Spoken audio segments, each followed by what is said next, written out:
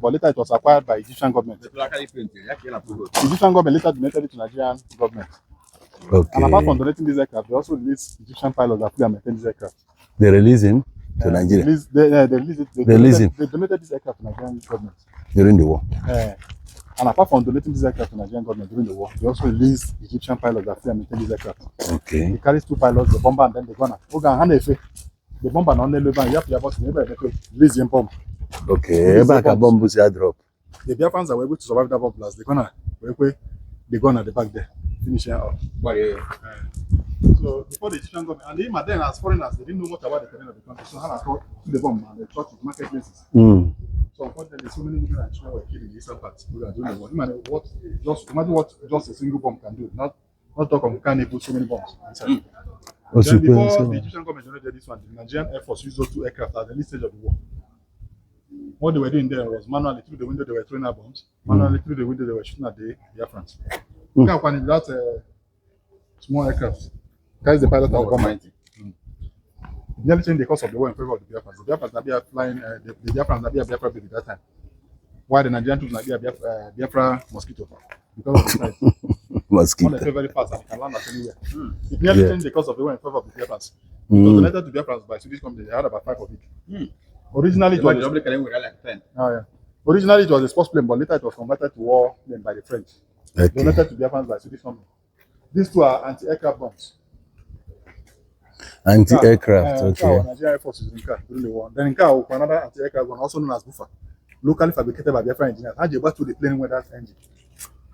This very engine now. Oh yeah, for that man with tribal man connected to okay.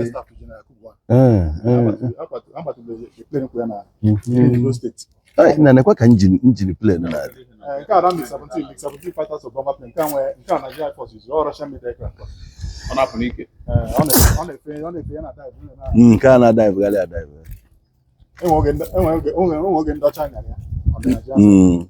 okay.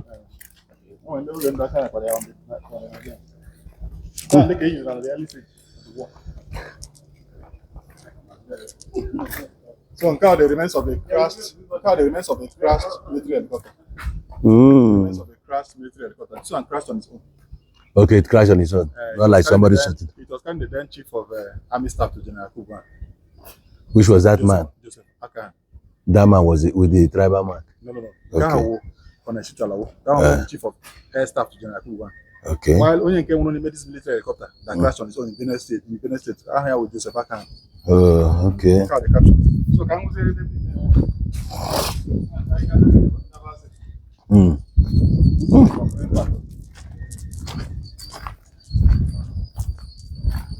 the concluding part.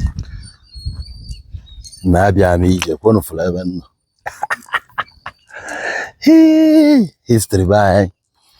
I'm downloading it. We have a lot to learn.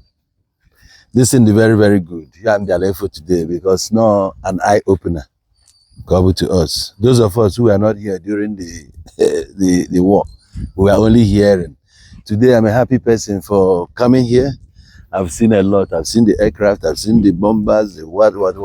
Wow. So assault boats, locally made by Federal Ministry of Wars. Okay. Used by Nigerian Navy. Okay. Adekunle. Okay. That's the black spot.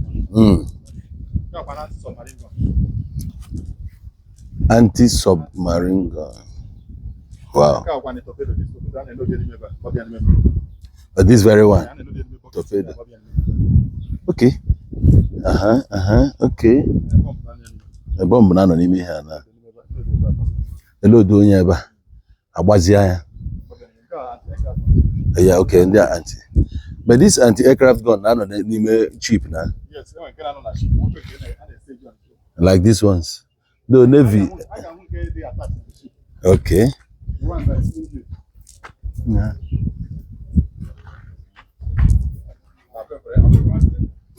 Na ammunition kalikwa. Torpedo. Scored torpedo. Hey.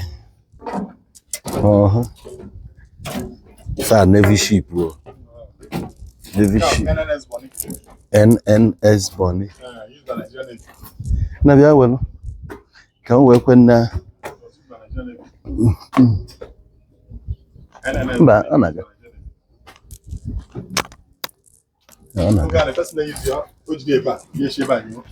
Okay, o jidezie ya na. O si ebe a na-eyi.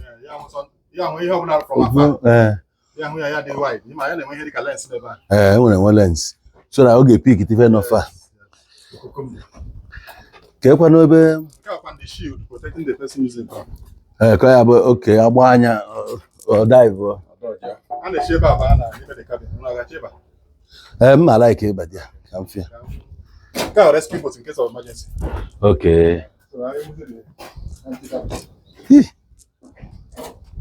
You go. You got like this. Then get on. It's on, no? Then get bend here. For the fact that man are away so no audio. I got my body. I can feel all the thing. Yeah, and yeah, feel that time. Yet again. Also, yeah. Imagine number in Venga. Hey! Hey! What? And you look you what? Okay. Azu, you got on the Azu.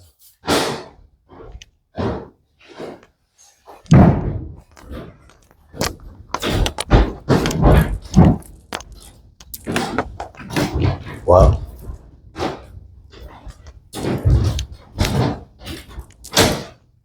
You know, we get each Rebels restaurant, but they later stopped it. About the toilet. Okay. Wow. Oh. So I got These are the empty cabins. okay. Oh, this is the way it was that time.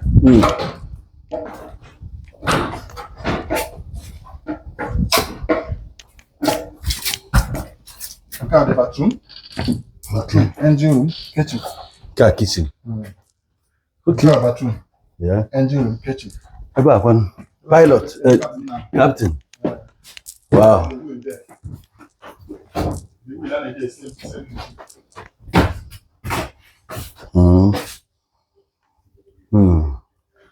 Na mo move go kwa pilot what. We're getting the Titanic. Oh, again, I want to go you come with on that side. Right.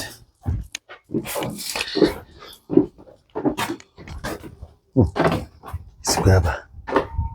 Sheep, whatever. I like it.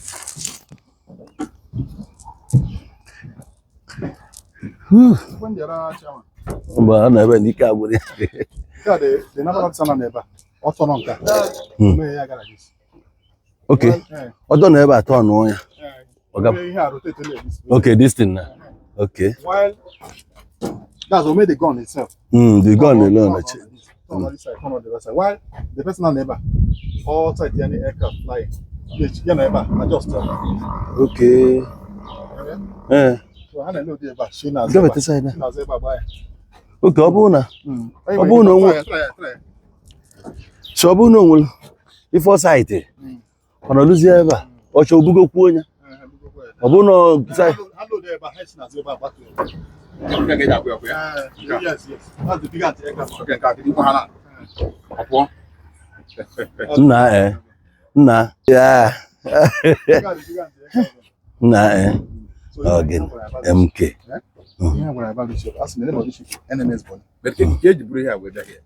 Okay, that's what questions people are at times. The government, they use heavy duty vehicles to bring this ship in parts, different parts. Okay. Like 3 times. Meze assemble ever.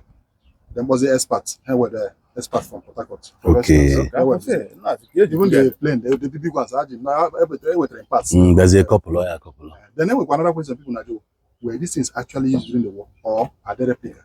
The thing is that military hardwares or war relics. Okay. They were all used during the war. Not most, not some, but all. Okay. And when Nigeria is when the Biafran is.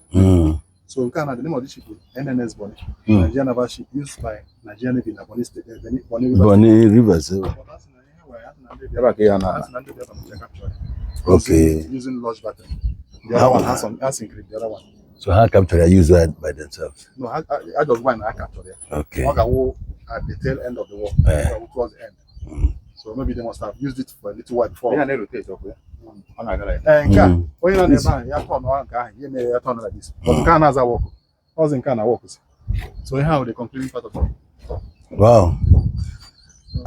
Yes, that am I okay? Yes, I am okay with the site, the explanation. So this tour was a very interesting one and an eye opener. Thank you for everything. This will to see some of the equipment in their use against us, man can never use against them.